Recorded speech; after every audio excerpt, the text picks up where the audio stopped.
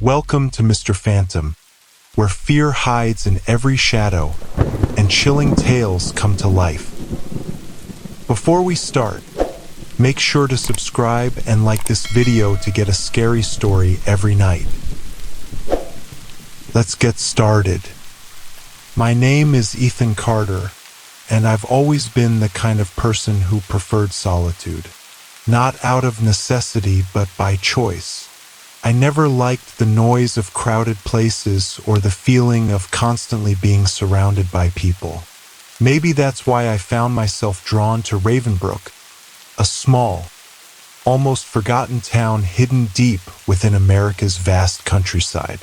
At 27, my life hadn't exactly gone the way I'd planned. I had no family left.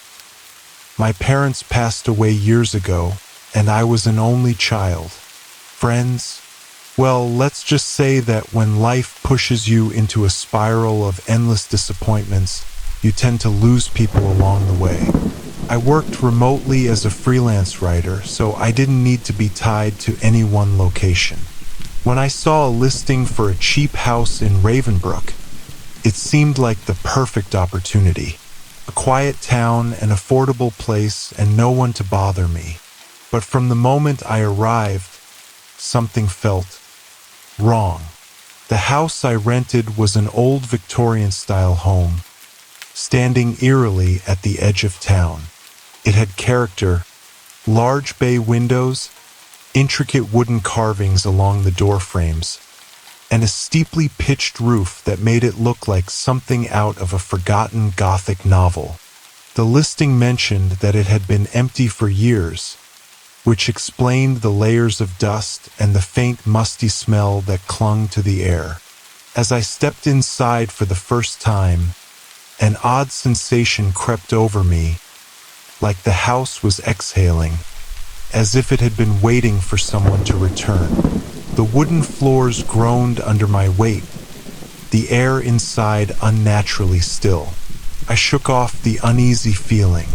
Old houses make noises. That's normal. The landlord, an older woman named Mrs. Holloway, had been unusually brief when handing me the keys. "Windows stay locked at night," she said in a voice that barely held any warmth. At first, I thought it was just general safety advice, but there was something in the way she said it, like she was warning me. As I unpacked my belongings, I took in my new surroundings. The furniture left behind was antique, sturdy, but coated in dust as if no one had touched them in decades. The walls had faded floral wallpaper that curled at the edges. The house wasn't terrible, just lonely. Suited me. But then I noticed the neighboring house. It stood directly beside mine, but it was in far worse shape. The paint had peeled away in long, curling strips, revealing the weathered wood beneath. The front porch sagged slightly, and the windows were covered with thick curtains that never seemed to move. It was the kind of house you'd expect to be abandoned. Yet that first night I saw someone inside. I had just finished setting up my bedroom when I glanced out my window. Across the yard, in the dim glow of the streetlight, I could make out a figure standing behind one of the upstairs windows of the neighboring house. A tall, thin man, his silhouette motionless. Watching, I froze. For a moment, I thought maybe I had imagined it. Maybe it was just a shadow cast by the light. But then, he moved the curtain aside, just slightly, as if to get a better look at me. A shiver crawled down my spine. I turned away from the window, my pulse quickening. It's fine. He's just a neighbor. Maybe he's just curious. But even as I tried to convince myself, something about the way he stood there, so still, so silent, made my skin crawl. The next morning, I decided to introduce myself. It was the neighborly thing to do after all.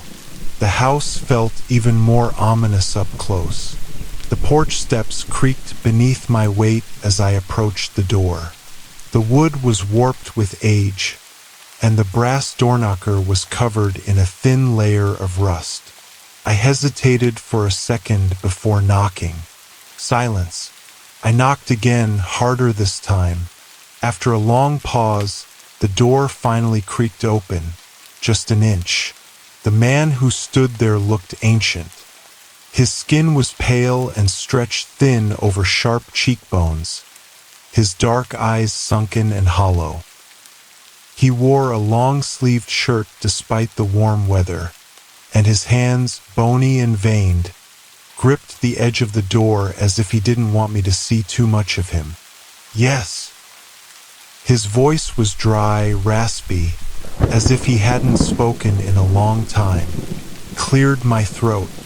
Hi. I just moved in next door and wanted to introduce myself. I'm Ethan. The man didn't react at first. His gaze flicked briefly toward my house before settling back on me. You shouldn't be there, he muttered. I blinked. What? His grip on the door tightened. That house. You shouldn't be there. I let out a nervous laugh, thinking maybe he was just an old man with too many strange beliefs. Why? Is there something wrong with it? He didn't answer immediately. Instead, he exhaled sharply, almost frustrated, and shook his head. Then, without another word, he shut the door. I stood there, dumbfounded. The encounter left a sour taste in my mouth, but I tried to brush it off. Small towns had their fair share of weird residents, right? Maybe he was just paranoid, or maybe he didn't like new people moving in. Either way, I wasn't about to let some cryptic old man ruin my fresh start. That night, I had trouble sleeping. I kept thinking about what the old man had said. The house, you shouldn't be there. What did that even mean? I tossed and turned for what felt like hours. And then, the noises started. At first, it was just a faint creaking sound, like someone walking on old wooden floors. I told myself it was just the house settling. Old houses make noises. It's normal. But then I heard something else. A slow, deliberate scratching. My stomach twisted. The sound was soft at first, like nails dragging against wood. But then it grew louder, more insistent. I sat up in bed, my pulse thudding in my ears. It sounded like it was coming from the walls. I strained to listen. The noise stopped abruptly. Silence. I exhaled, shaking my head. I'm just overthinking it. I was still on edge from my encounter with the neighbor. That had to be it. But then, tap, tap, tap. I nearly jumped out of my skin. The tapping wasn't coming from the walls. It was coming from my window. I turned my head slowly, my body stiff with fear. The window was closed, the curtains slightly drawn. I couldn't see anything beyond the glass, just the darkness outside. For a long moment, nothing happened. Just silence, just my own ragged breathing. And then another tap. I swallowed hard, forcing myself to move. With trembling hands, I reached for my phone, using the screen's glow to cast a dim light across the room. Slowly, I angled it toward the window, and that's when I saw it. A face, pale, hollow-eyed, staring directly at me from the other side of the glass. I recoiled, my breath hitching in my throat. But when I looked again, the face was gone. I scrambled out of bed, rushing to the window and yanking it open. My heart pounded as I scanned the yard below. Nothing. No one. Just the empty street, bathed in the flickering glow of the streetlights. I slammed the window shut and locked it this time. My hands were shaking. My mind was racing. Had I imagined it? Had my paranoia from the old man's warning gotten to me? I didn't know. But as I climbed back into bed, my heart still hammering in my chest, one thing was certain. Something wasn't right in Ravenbrook. Sleep didn't come easily after what I had seen at the window. Every time I closed my eyes, the image of that face burned in my mind. Those hollow, sunken eyes, the pale, expressionless features. I kept telling myself I had imagined it, that maybe my exhaustion was playing tricks on me. But deep down, I knew what I saw was real. I spent the rest of the night lying awake, my ears tuned to every creak and whisper the house made. Eventually, exhaustion overtook me, and I drifted into a restless sleep filled with vague, unsettling dreams. When morning came, sunlight poured through my curtains, washing away the fear of the previous night. Everything felt normal again, or at least as normal as it could be. I told myself that whatever I thought I saw had just been a trick of the light, maybe even a reflection from something outside. But a small part of me wasn't convinced. I decided to shake off the paranoia by keeping myself busy. I still had unpacking to do, and the house had more than a few neglected corners that needed attention. Most of the rooms were still filled with old furniture left behind by previous tenants. Some of it was beautiful, handcrafted wooden chairs, a grand oak dining table, even an upright piano in the corner of the living room, though it was covered in dust and missing several keys. But one part of the house remained unexplored, the attic. I had noticed the attic hatch on my first day, a square wooden panel in the ceiling of the hallway upstairs. A thin, dangling string hung from it, just waiting to be pulled. I had ignored it before, but now curiosity gnawed at me. Maybe I could find something interesting up there. Old books, forgotten antiques, something to make this place feel less empty. I grabbed a chair from the dining room, positioned it beneath the hatch, and climbed up carefully. When I pulled the string, the wooden panel creaked open, revealing a rickety pull-down ladder. A wave of dust cascaded down, filling my lungs and making me cough. The air inside the attic was stale, thick with the scent of aged wood and forgotten things. I hesitated for a moment before climbing up, the wooden rungs groaning under my weight. When my head finally cleared the opening, I found myself in a vast, dimly lit space, the only light coming from a small, circular window at the far end. The attic was filled with junk, old trunks, broken furniture, stacks of yellowed newspapers. A thin layer of dust covered everything like a blanket of time itself. I stepped inside carefully, the floorboards creaking beneath me. As I moved past the clutter, something caught my eye, a large, ornate mirror leaning against the wall. It stood at least 6 feet tall, its frame made of dark, carved wood. Dust clung to the glass, obscuring the reflection, but even through the filth, I could tell there was something off about it. I stepped closer, my fingers brushing against the frame. It was cold, too cold. I wiped a section of the glass clean with my sleeve, expecting to see my own reflection staring back at me. But what I saw instead made my blood run ice cold. The mirror wasn't reflecting the attic as it was now. Instead, it showed the same room, but in the past. The trunks and furniture were new, untouched by time. The walls weren't coated in dust. The air seemed alive. And then, in the reflection, I saw someone else standing in the attic. A woman. She had long, dark hair and wore a simple nightgown. She stood in the center of the room, her back turned to me, as if she hadn't noticed I was watching. My heart pounded against my ribs.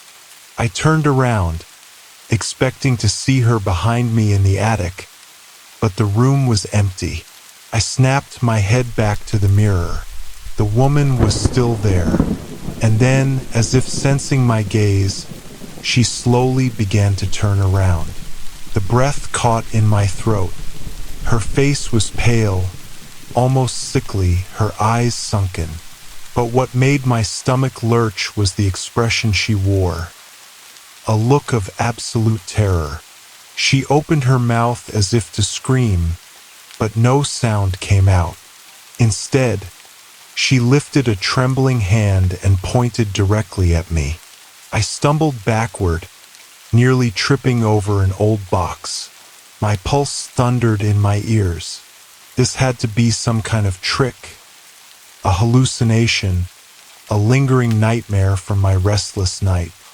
But as I stood there, frozen in shock, the mirror changed again. The attic in the reflection darkened, as if the light was being drained from it. The woman's terrified expression twisted into something worse: agony. Then, behind her, a figure emerged from the shadows. A man, tall, gaunt, his face obscured in darkness.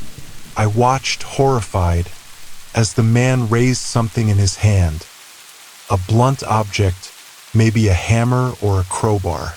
The woman tried to run, but he grabbed her by the hair, yanking her back. She struggled, kicking and clawing, but he was too strong. And then he brought the weapon down on her skull. I flinched as the sound of bone cracking filled my ears. Blood splattered across the attic floor in the mirror, pooling beneath the woman's twitching body. Couldn't breathe. The scene played out in the reflection like a recording of something that had already happened. The man struck her again and again until she stopped moving. I wanted to look away, but I couldn't. My body was paralyzed with fear. Then the man in the mirror stopped, as if sensing me. Slowly, he turned his head, looking directly at me through the glass. I felt a cold wave of dread crash over me. His face was blurred, as if the mirror refused to reveal his features. But I could feel his gaze, piercing and unnatural, as if he knew I was watching. And then he took a step forward, not in the reflection, but toward me. The realization hit me like a freight train. The mirror wasn't just showing me the past. It was opening a door. A deep, guttural whisper filled the attic, though I couldn't tell where it was coming from. "You shouldn't be here." The words were barely audible, a rasping breath that sent goosebumps crawling up my skin. That was enough. I turned and ran, stumbling toward the attic entrance. I practically jumped down the ladder, my feet hitting the wooden floor of the hallway below with a thud. My hands were shaking as I grabbed the pull string and yanked the attic hatch shut. For a long moment, I stood there, panting, my heart hammering against my ribs. I stared up at the attic door, half expecting it to burst open. But nothing happened.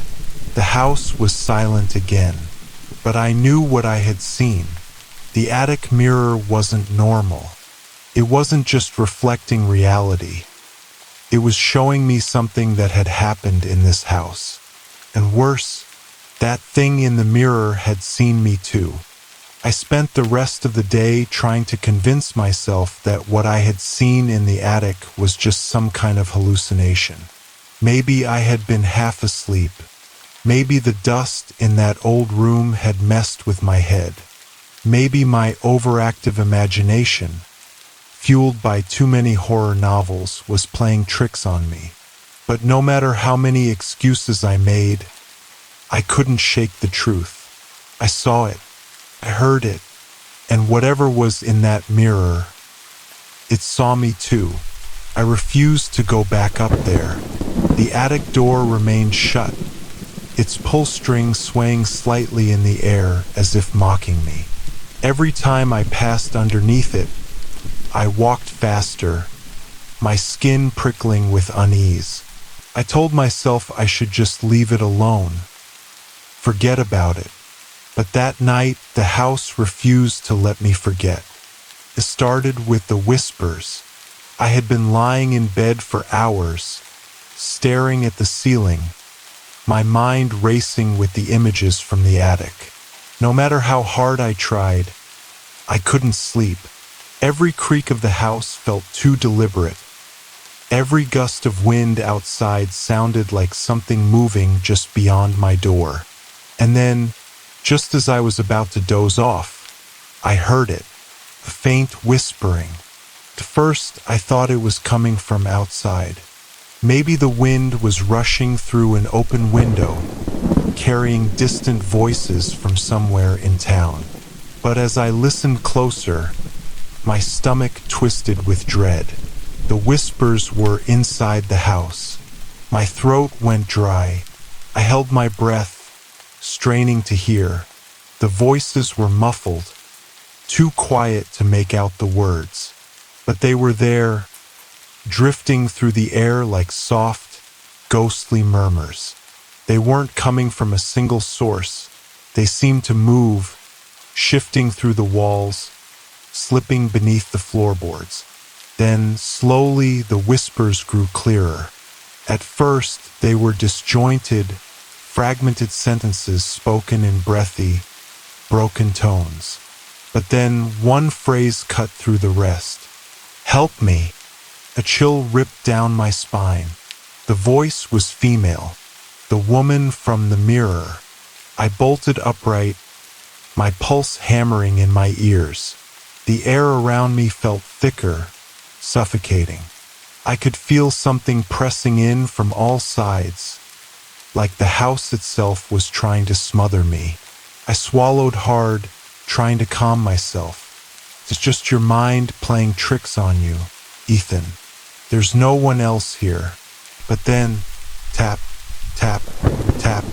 I nearly jumped out of my skin. The sound was coming from the wall behind my bed. A slow, deliberate tapping. I twisted around, staring at the wall in horror.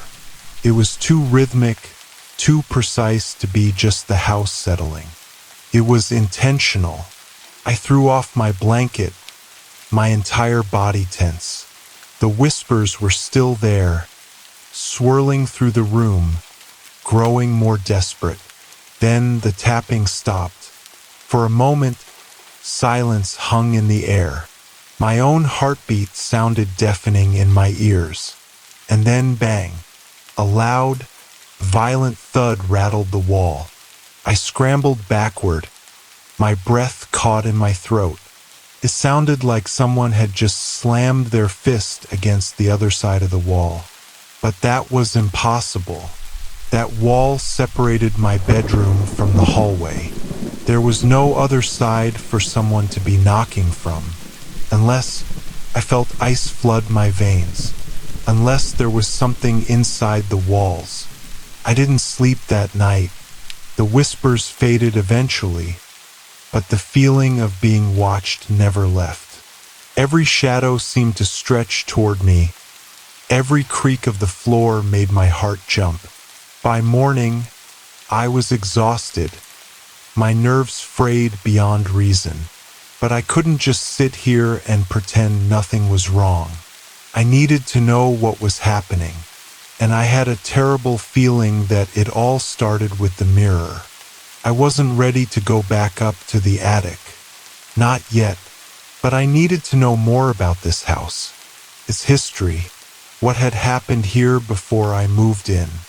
And the only person in this town who might have answers was the one who warned me in the first place. My neighbor. I hesitated at his front door, my hands clenched into fists at my sides. I didn't want to be here. The old man gave me the creeps. and his warning had done nothing but fuel my paranoia. But he knew something, I was sure of it. I lifted my hand and knocked. Silence. I knocked again, harder this time. For a long moment, I thought he wasn't going to answer. But then, just as I was about to give up, the door creaked open, revealing the old man's gaunt, hollow-eyed face. He stared at me for a long, uncomfortable moment before speaking. "I told you not to stay," he rasped. His voice sent a fresh wave of unease crawling up my spine. "I need to ask you something," I said, my voice coming out more unsteady than I'd intended. "About this house." The old man sighed, glancing around as if checking for someone or something watching us. Then, without a word, he stepped aside and motioned for me to enter. The inside of his house was even worse than mine. The air was stale, thick with the scent of dust and something faintly metallic. The curtains were drawn tight, allowing only thin slivers of daylight to creep through. "Sit," he muttered, shuffling toward the living room. I hesitated but obeyed. The chair creaked beneath me as I sat. The old man lowered himself into the seat across from me, his bony fingers clasped together. He studied me with tired, sunken eyes. "You saw it, didn't you?" he finally said. I swallowed. "The mirror." A long silence stretched between us. Then he nodded. "That mirror has been here for generations," he murmured. "I don't know where it came from, but everyone who has ever lived in that house." He trailed off, his gaze darkening. "They all saw the same thing, the past. And the ones who didn't leave in time." My chest tightened. "What happened to them?" He shook his head. "Some just disappeared. Others—" He hesitated, his face grim. "They went mad. The house, it gets inside your head. The walls remember. They whisper." I felt my stomach churn. "And the woman? The one in the mirror?" His expression turned pained. "She was real. She lived in that house. And she died there." I already knew what he was going to say next. "She was murdered," I whispered. He nodded slowly. "A long time ago. And now she's trapped there." A chill spread through my body. "She wants something from you," he said, his voice barely above a whisper. "The question is, are you willing to listen?" I didn't know how to answer, but deep down I already knew the truth. It wasn't over, not even close. I left Mr. Graves' house feeling worse than before. He had given me answers, but none of them brought me any comfort. If anything, they confirmed my worst fear. What I saw in that mirror was real. The woman had been murdered in my house. The whispers, the tapping, the feeling of being watched. It wasn't my imagination. And now she wanted me to listen. But listen to what? I spent the entire walk back staring at my house with growing dread. What was I supposed to do now? Just go back inside and act like everything was normal? Pretend I hadn't seen her, hadn't heard her voice? I hesitated at my front door, my fingers hovering over the handle. A part of me, the logical part, screamed at me to leave, to pack my things and get the hell out of town. But another part of me, the part infected by morbid curiosity, whispered something else. She showed me that memory for a reason. If she was trying to communicate, then maybe I could help. Maybe, just maybe, I could end this. Taking a deep breath, I stepped inside. The house was silent, too silent. I shut the door behind me, locking it out of instinct. Afternoon light filtered through the windows, casting long shadows across the wooden floor. Everything looked normal, but I knew better now. I walked forward cautiously, listening for the whispers, for the tapping behind the walls. But there was nothing. Still, the tension in the air was palpable. Something was waiting for me. I swallowed hard and forced myself toward the stairs. If I was going to do this, I needed to go back to the attic. I needed to see the mirror again. I took each step carefully, my fingers trailing along the banister, my breath coming in slow, measured gulps. The hallway was dimly lit, the afternoon sun not quite reaching this part of the house. The attic pull string dangled motionless from the ceiling. I hesitated beneath it. Everything in me screamed, "Don't do it." But I reached up anyway, gripping the string with trembling fingers. I pulled. The attic door creaked open, the wooden ladder unfolding before me. A rush of cold, stale air spilled down, carrying with it the scent of dust and something rotting underneath it. I swallowed my fear and climbed. The attic felt different this time. The air was heavier, charged with something unseen. The small circular window barely let in any light, casting the room in long, deep shadows. My eyes darted around, scanning for movement. And then I saw it. The mirror. It stood exactly where I had left it, leaning against the wall. But now something was different. The glass was clean. I had left it covered in dust, but now it was spotless, the reflection crystal clear. And it was waiting for me. I stepped forward cautiously, the wooden floor creaking beneath my weight. My own reflection stared back at me, but I didn't trust it. I knew what this mirror could do. I braced myself, taking a deep breath, and then, hesitantly, I reached out and touched the glass. The moment my fingers brushed the surface, the room around me shifted. The attic changed. 1 second I was standing in the present. Then suddenly I wasn't. Dust vanished. Broken furniture repaired itself. The air warmed. The attic looked new, as if time had rewound itself. And I wasn't alone. The woman was there. She stood in the middle of the room, her back to me just like before. But this time, I could hear her breathing. A soft, panicked sound, shallow and quick. She was alive. She turned slightly, and I saw her face more clearly than ever. Young, pale, dark eyes filled with pure terror.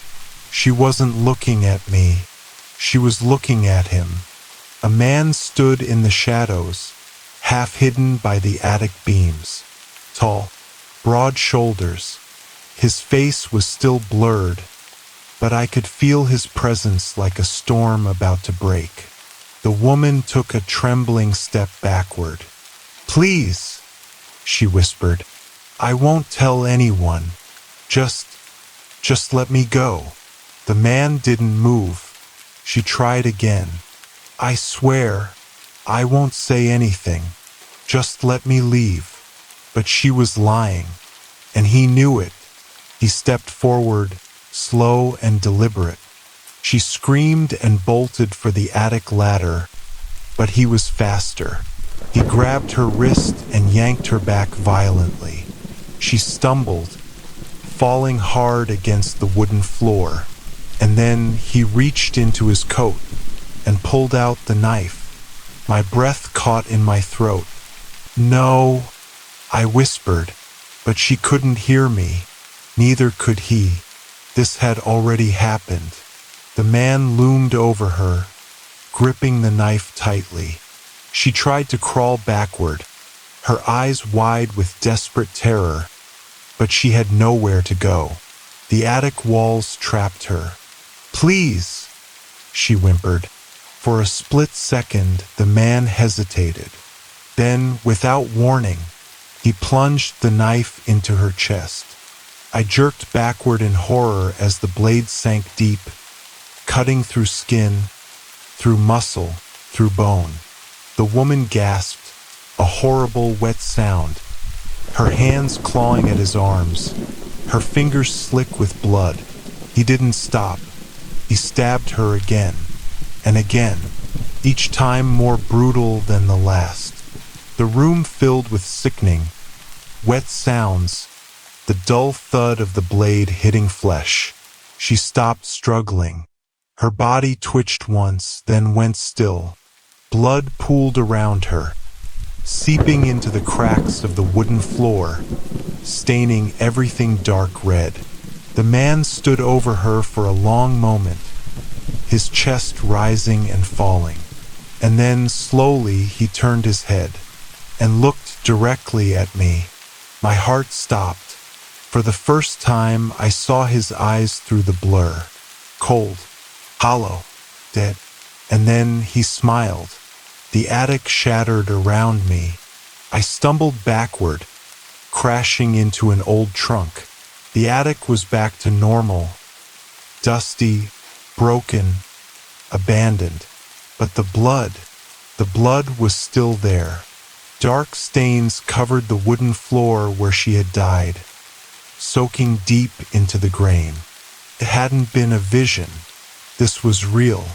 I scrambled to my feet, heart racing. The mirror stood silent, but I could feel its presence pressing against me, whispering without words. And then, just as I turned to leave, a voice behind me, soft, weak, familiar. Help me. I whipped around.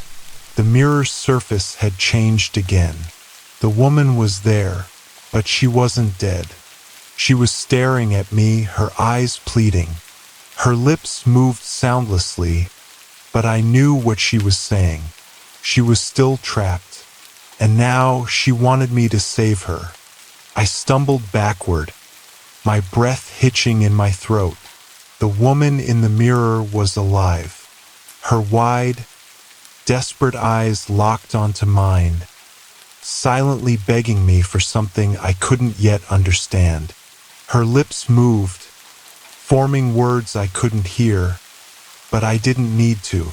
Help me. I swallowed hard, my hands shaking. The attic felt like it was pressing in on me, the walls closer than they were a moment ago, the air growing colder. I wanted to run, to get as far away from this cursed mirror as possible. But I couldn't, because this wasn't just some ghostly memory replaying itself. She was still here. I took a hesitant step toward the mirror, my pulse hammering in my ears. How? My voice came out barely above a whisper, but she reacted. Her eyes widened, and she nodded quickly, as if urging me to keep going. I took another step, so close now that my own reflection should have been the only thing staring back at me. But it wasn't. It was her, and she was real. I tried again. Who did this to you? The woman pressed her palms against the glass. Her mouth moved again, forming a name. Couldn't hear it, but I could see it. I read her lips. Jonathan. I stiffened. A chill rippled through me. I had never heard that name before, but something about it felt wrong, like an old wound being ripped open. Jonathan. Who the hell was Jonathan? I was about to ask when the attic door slammed shut. The force of it rattled the entire house. My breath caught in my throat as I spun around. The ladder had pulled itself back up. The attic was sealed. A terrible feeling slithered up my spine. I turned back to the mirror, but the woman was gone. The reflection showed only me, wide-eyed and shaking. The attic behind me was empty. I stood frozen, my mind struggling to process what had just happened. 1 second, she had been there, pleading for my help, and the next, nothing. No, not nothing. The whispers had returned, soft at first, distant, but growing louder. I whipped my head around. The attic was still empty, but the voices were everywhere, slipping through the cracks, curling around me like a noose. And then I heard it. Footsteps, heavy, deliberate, coming from just beyond the attic walls. I wasn't alone. Something else was here with me. I bolted for the attic door, yanking at the pull string, but it wouldn't budge. My fingers fumbled in my panic, desperately trying to force it open. The footsteps grew closer, a slow, heavy drag across the wooden floor. I yanked again, harder. Nothing. The air behind me turned ice cold. I didn't want to turn around. I didn't want to see what was there. But something made me, and when I did, I wished I hadn't. A shadow loomed in the far corner of the attic. Tall, distorted, wrong. It had no face, but I knew it was looking at me, watching me. My chest tightened as the whispers swelled. A chaotic mess of voices overlapping. Some crying, some screaming, some laughing. And then, the shadow moved. It surged forward, too fast, crossing the attic in seconds. I threw myself against the attic door, clawing at the latch, slamming my fists against the wood. Let me out. My own voice was barely audible over the deafening whispers. The shadow was almost on me. I had seconds. With one final, desperate pull, the latch snapped open. The attic door swung down, the ladder unfolding. I fell. My body hit the hallway floor hard. The wind knocked out of me. Pain exploded through my ribs, but I didn't have time to process it. Above me, the attic door slammed shut on its own. The whispers stopped instantly. Silence. Cold, suffocating silence. I lay there for a long moment, gasping for air, my entire body trembling. It was over, for now. I didn't go back upstairs that night. Couldn't. Instead, I sat in my living room, every light in the house turned on, my back pressed against the couch. My mind was a storm of questions, but one stood out among the rest. Who was Jonathan? The name meant something. The woman in the mirror had given it to me for a reason. Was he the man who had killed her? The shadow I had seen? Was he still here? Or worse, was he coming back? I grabbed my phone with shaking hands. I needed to find out more about this house. If this woman had lived here, if she had died here, there had to be records. Newspaper articles, police reports, something. I searched for any deaths related to my address. First, nothing. Then, buried in an old crime archive, I found it. A murder. In this house. My breath caught as I read the details. The date was decades ago, long before I was born. The victim's name was Margaret Holloway. I froze. That had to be her. My hands trembled as I scrolled further. My stomach twisted as I reached the last line of the article. The suspect in Margaret Holloway's murder was never found. But there was a theory, a name. Jonathan Graves. My blood ran cold. Graves, as in Mr. Graves. My neighbor. The room suddenly felt too small, the walls pressing in, the air thick with something unseen. Was it a coincidence? It had to be, right? Maybe he was just related to the killer. Maybe he had nothing to do with it. Maybe. My phone buzzed. The sudden vibration made me nearly drop it. My heart was already in my throat as I fumbled to check the screen. Unknown number. I almost didn't answer, but some deep, instinctual part of me knew. I had to. I hesitated, then slowly pressed the call button, lifting the phone to my ear. For a second, all I could hear was static.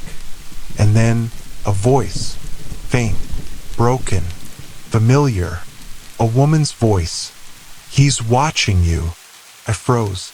My blood turned to ice. Before I could respond, the call cut off. I stared at my phone, my breath caught in my throat. The call had ended, but the words still echoed in my head. "He's watching you." I swallowed hard, forcing myself to breathe. The voice had been Margaret's. I knew it. I had heard her in the mirror. But how was that possible? Ghosts don't make phone calls. Unless she wasn't just a ghost. Unless she was something else. A part of me wanted to convince myself that this was just paranoia, that maybe I had misheard. But deep down, I knew better. She was warning me. I slowly lowered the phone from my ear, glancing around the dimly lit room. The house suddenly felt different, like the walls weren't just walls anymore, like something was pressing against them from the other side. Watching, listening. I wasn't alone. I didn't know how I knew. I just did. A floorboard creaked upstairs. I jumped. The sound was soft, almost subtle, like the weight of something shifting. But I had lived here long enough to know which sounds belonged to the house settling. And this wasn't one of them. I slowly turned my gaze toward the staircase. The light from the living room didn't reach far, leaving the top half in darkness. My pulse pounded against my ribs. Was someone up there? I strained my ears, barely breathing. Silence. Maybe I was imagining things. Maybe the stress was making me hear things that weren't. Another creak. This time it was closer. No. I grabbed the nearest object, a heavy book from the coffee table, and gripped it like a weapon. It was a stupid choice, but my mind wasn't exactly thinking straight. My legs felt like lead as I slowly rose from the couch, keeping my eyes locked on the staircase. My entire body screamed at me to run, but I had no idea where to go. This was my house. There was nowhere to hide. Another sound, a slow, deliberate drag of something across the floor. My fingers tightened around the book, my breath shaky. I took one hesitant step toward the stairs, then another. Each movement felt wrong, like I was inviting something closer. I reached the bottom of the staircase and peered up into the darkness. My mouth was dry. My skin tingled with the kind of awareness that told me something was looking back at me. And then I saw it, at the very top of the stairs. A figure, a tall, unmoving figure. It stood in the shadows, just beyond the reach of the light.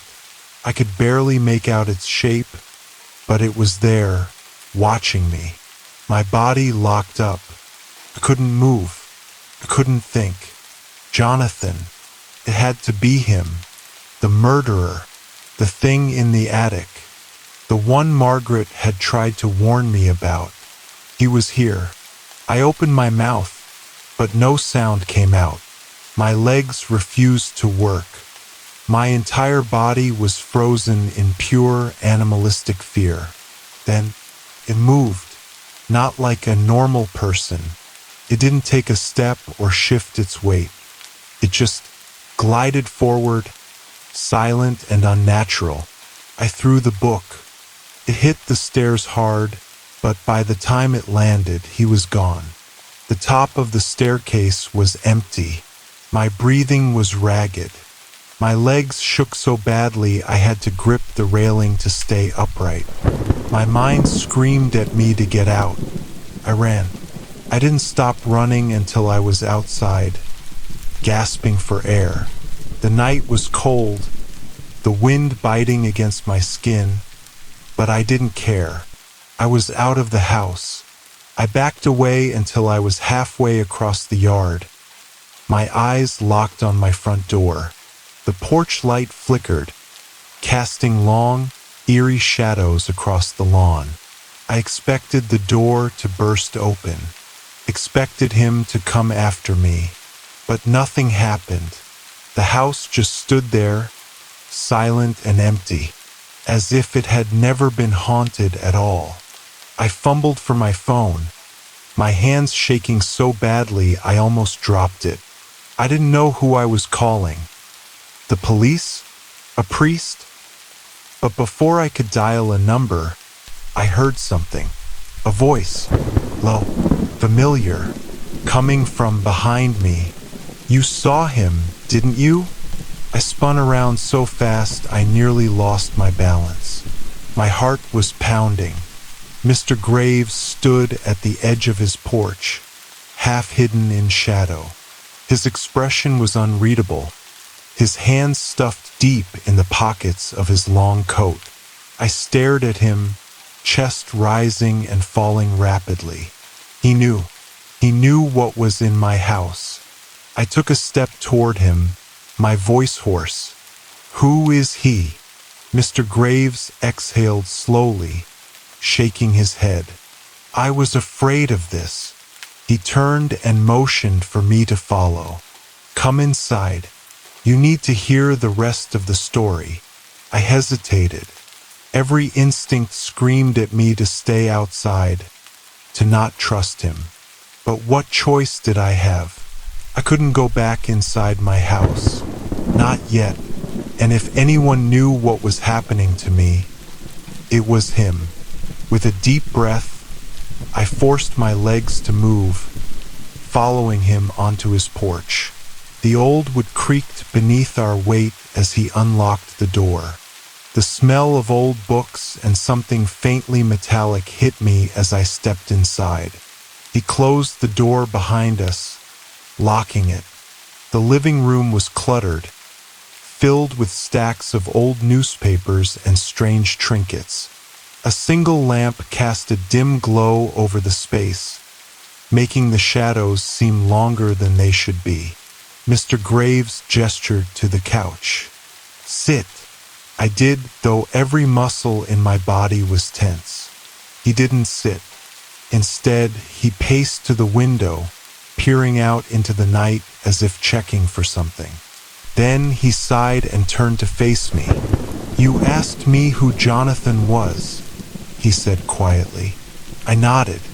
He ran a hand over his face.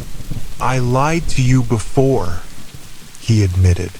"I told you I didn't know much about the house's history. That wasn't true." His eyes darkened. "Jonathan was my father." My stomach dropped. My fingers dug into my jeans. "What?" He exhaled, his face lined with something I couldn't quite place. "Guilt? Fear? My father was a killer," he said, voice hollow. "He murdered Margaret Holloway in your attic." A cold chill ran down my spine. "He got away with it," Mr. Graves continued, his voice barely above a whisper. "The police never found enough evidence. He lived the rest of his life free. But that house, it never let him go." I swallowed, my throat tight. "What do you mean?" Mr. Graves hesitated. Then, "He died there," he said finally, "in your house, in that same attic. And I think he's still there." His eyes locked onto mine. "And now, he knows you can see him." Mr. Graves' words hung in the air like a death sentence. "And now, he knows you can see him." My breath hitched. A terrible, paralyzing cold slithered up my spine, coiling around my lungs. squeezing the air out of me. He! I swallowed hard, my voice barely above a whisper. He knows. Mr. Graves nodded slowly.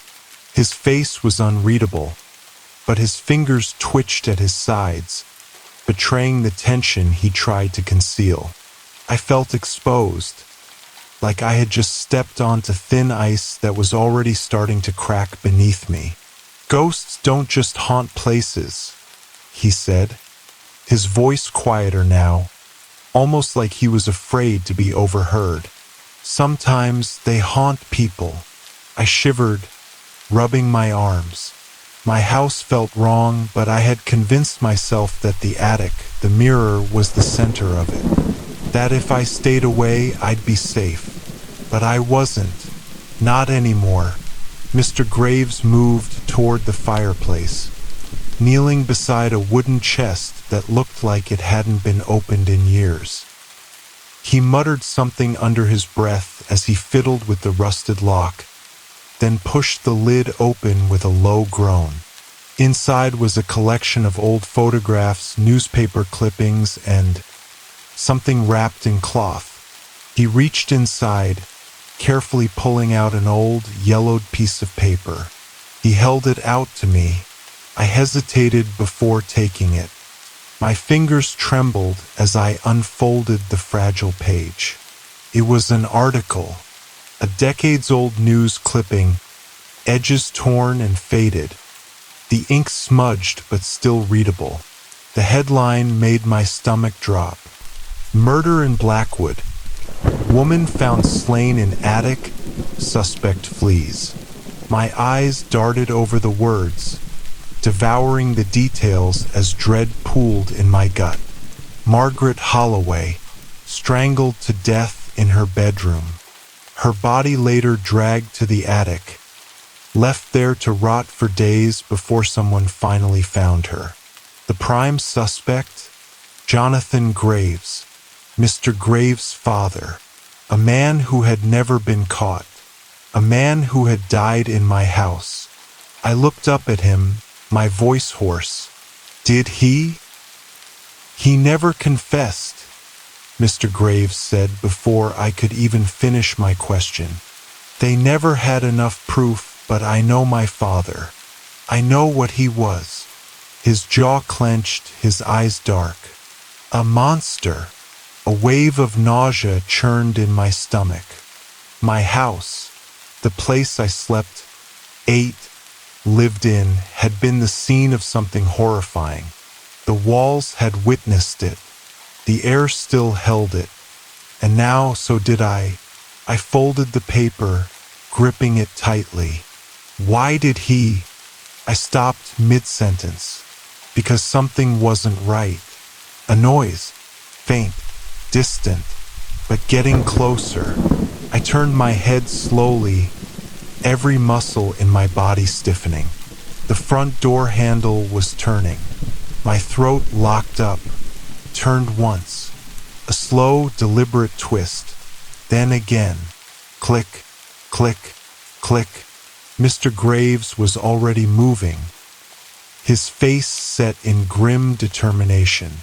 He crossed the room in 2 strides, grabbing something heavy from the mantel, a rusted iron poker. He pressed a finger to his lips, signaling for me to stay silent. The door handle twisted again.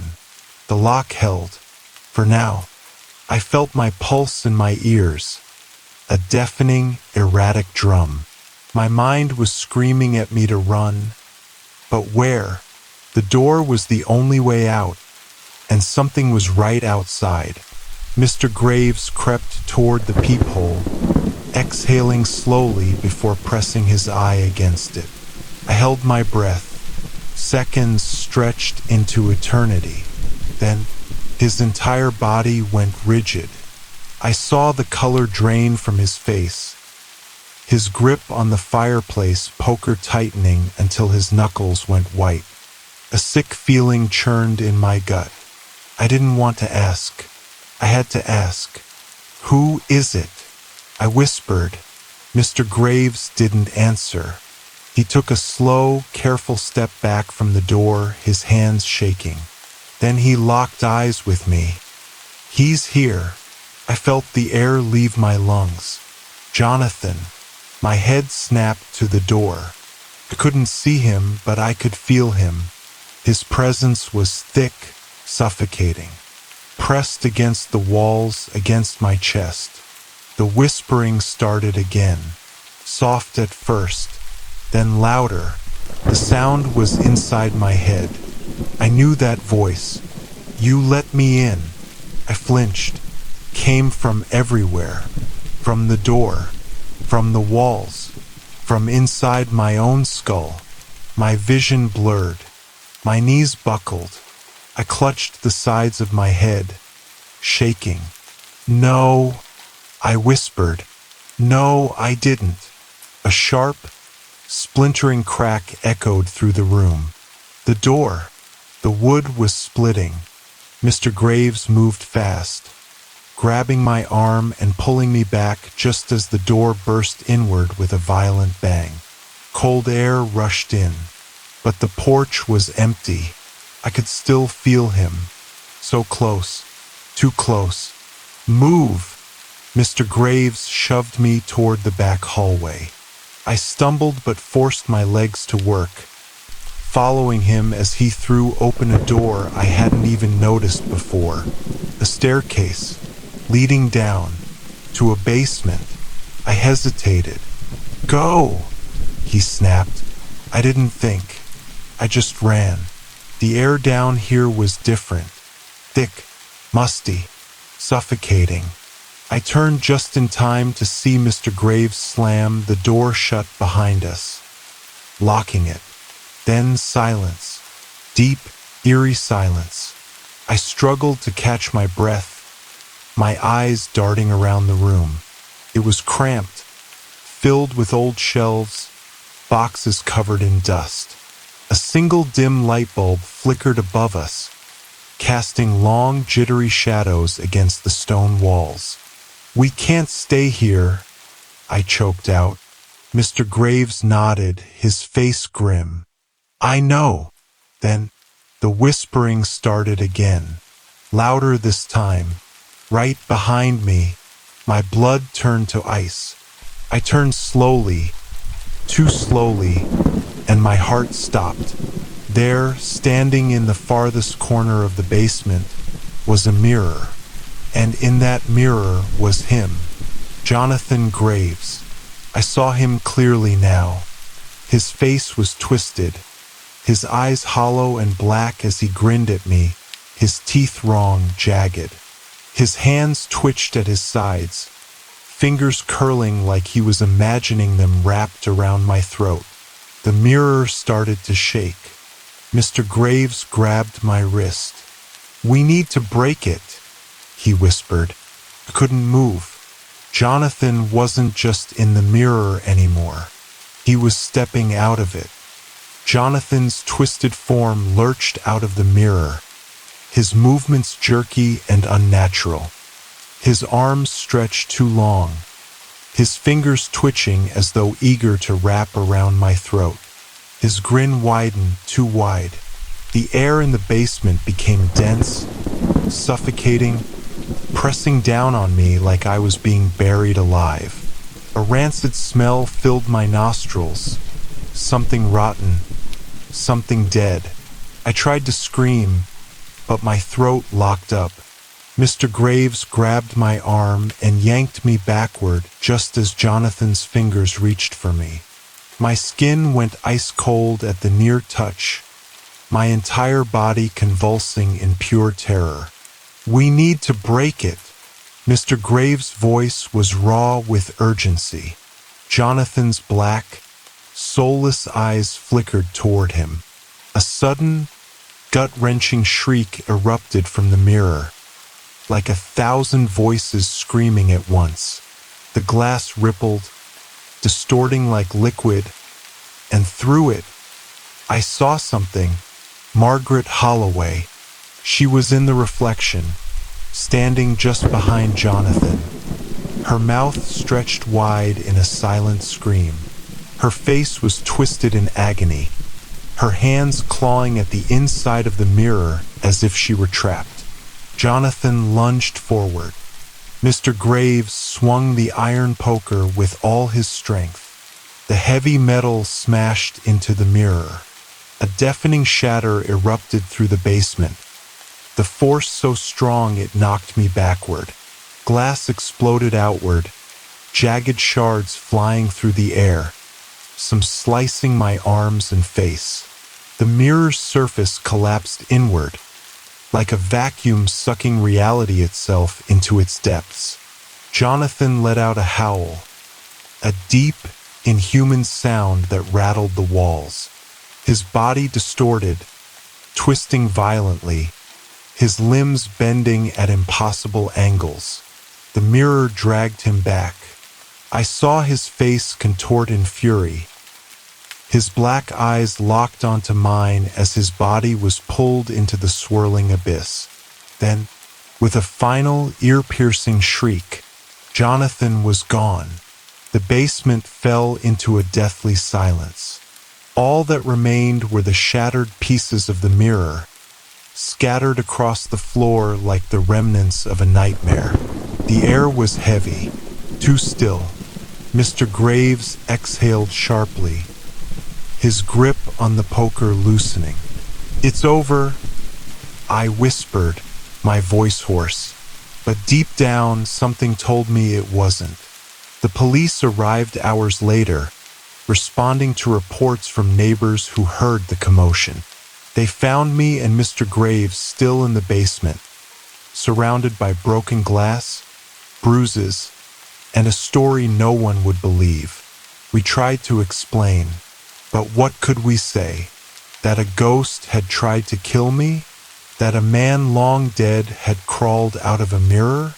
No body, no evidence, only the past, still lingering in the air. Margaret Holloway's murder remained unsolved. Jonathan Graves was never convicted, and the mirror, by morning the shards had disappeared. The police never found them. Mr. Graves left Blackwood shortly after. No one saw him again. And me? I sold the house. I packed what little I could, left town, and never looked back. But the past doesn't let go so easily. Sometimes, in the middle of the night, when the air is too still, when the shadows stretch just a little too long, I hear it, a whisper, a voice from somewhere unseen. You let me in.